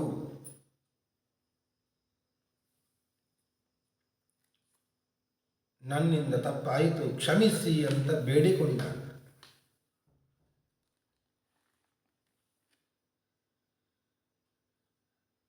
ರುದ್ರದೇವರು ಕ್ಷಮಿಸಿದ್ದು. ನಿಂತಹ ಯಾಗ ಅದು ಮತ್ತೆ ಪ್ರಾರಂಭ ಆಯಿತು. ಪ್ರಾಯಶ್ಚಿತ್ತವನ್ನು ಮಾಡಿಕೊಂಡೇ ಪ್ರಾರಂಭ ಮಾಡಿದ್ರು. ವೀರಭದ್ರದಿಂದ ಆದಂತಹ ಯಜ್ಞದ ಧ್ವಂಸ, ಅದಕ್ಕೆ ಪ್ರಾಯಶ್ಚಿತ್ತ ಮಾಡಿಕೊಂಡು ಆ ಬೃಹಸ್ಪತಿ ಸಭೆ ಪ್ರಾರಂಭ ಆಯಿತು. ವೈಷ್ಣವಂ ಯಜ್ಞ ಸಂತತ್ತೆ ತ್ರಿಕಪಾಲಂ ದ್ವಿಜೋತ್ತಮ ಪುರೋಡಾಶಂ ನಿರವಪನ್ ವೀರ ಸಂಸರ್ಗ ಶುದ್ಧಯೇ. ಮತ್ತೆ ಪ್ರಾಯಶ್ಚಿತ್ತ ಮುಗಿದ ಮೇಲೆ ದಕ್ಷ ಯಜ್ಞ ಇದು ಪ್ರಾರಂಭ ಆಯಿತು, ಬೃಹಸ್ಪತಿ ಸಭಾ. ಅಲ್ಲಿಗೆ ರುದ್ರದೇವರಿಗೆ ಆಹುತಿ ಇದೆ ಕೊಡಬೇಕು ಅಂತ ಆಯಿತಲ್ವ. ಆ ಕಾರಣದಿಂದಲೇ ಏನೋ ಭಗವಾನ್ ವಿಷ್ಣು ದೇವರು ಅಲ್ಲಿಗೆ ಬಂದರು ಅಂತ. ಶ್ಯಾಮೋ ಹಿರಣ್ಯರಶನೋರ್ಕ ಕಿರೀಟ ಜುಷ್ಟೋ ನೀಲಾಲಕ ಭ್ರಮರ ಮಂಡಿತ ಕುಂಡಲಾಸ್ಯ ಕಂಬೋಬ್ಜ ಚಕ್ರ ಶರಚಾಪ ಗದಾಸಿ ಚರ್ಮ ವ್ಯಗ್ರೈರ್ ಹಿರಣ್ಮಯ ಭುಜೈರಿವ ಕರ್ಣಿಕಾರ. ಶ್ಯಾಮವರ್ಣನ ಆದಂತಹ ಭಗವಂತ ಕರ್ಣಕುಂಡಲಗಳು, ಬಂಗಾರ, ಪಟ್ಟ ಪೀತಾಂಬರಗಳಿಂದ ಅಲಂಕೃತನಾಗಿ ಆ ಯಾಗಕ್ಕೆ ಬಂದರು ಅಂತ. ಬಂದಾಗ ಬ್ರಹ್ಮದೇವರನ್ನು ಹಿಡಿದು ಎಲ್ಲ ರುದ್ರದೇವರು, ದಕ್ಷ, ಎಲ್ಲ ದೇವತೆಗಳು ಎದ್ದು ನಿಂತು ಗೌರವಿಸಿದ್ರು, ಸ್ವಾಗತಿಸಿದ್ರು. ತಮುಪಾಗತಮಾಲಕ್ಷ್ಯ ಸರ್ವೇ ಸುರಗಣಾದಯ ಪ್ರಣೇಮುಹು ಸಹಸೋತ್ಥಾಯ ಬ್ರಹ್ಮೇಂದ್ರ ತ್ರಕ್ಷನಾಯಕ. ಬ್ರಹ್ಮ, ವಾಯು, ಇಂದ್ರ, ದಕ್ಷ ಇವರೆಲ್ಲರೂ ಎದ್ದು ನಿಂತು ಗೌರವಿಸಿದ್ರು, ಆಸನವನ್ನು ಕೊಟ್ಟರು. ಯಾಗ ನಡೀತು. ಏವಂ ಭಗವತಾ ದಿಷ್ಟಃ ಪ್ರಜಾಪತೆ ಪತಿರ್ಹರಿಂ ಅರ್ಚಿತ್ವಾ ಕರ್ತುನಾ ಸ್ವೇನ ದೇವಾನ್ ಉಭಯತೋ ಯಜತ್. ದಕ್ಷ ಒಳ್ಳೆ ರೀತಿಯಿಂದ ಯಾಗವನ್ನು ಮಾಡಿದ ಅಂತ. ರುದ್ರಂ ಚ ಸ್ವೇನ ಭಾಗ್ಯೇನ ಹ್ಯುಪಧಾವತ್ ಸಮಾಹಿತಃ. ರುದ್ರದೇವರಿಗೆ ಕೊಡಬೇಕಾದಂತಹ ಆಹುತಿಯನ್ನೆಲ್ಲ ಕೊಟ್ಟ. ಅವಭೃತ ಕೂಡ ಆಯಿತು, ಯಾಗ ಸಮಾಪ್ತಿ ಆಯಿತು. ಭಾಗವತ ನಮಗೆ ಸಂದೇಶವನ್ನು ಕೊಡುತ್ತದೆ. ಈ ದಕ್ಷ ಯಜ್ಞದಿಂದ ತಿಳ್ಕೊಳ್ಬೇಕು ಏನು? ಈ ಪ್ರಸಂಗದಿಂದ ಸರ್ವೋತ್ತಮ ಯಾರು ಅಂತ ನಮಗೆ ಗೊತ್ತಾಗ್ತದೆ.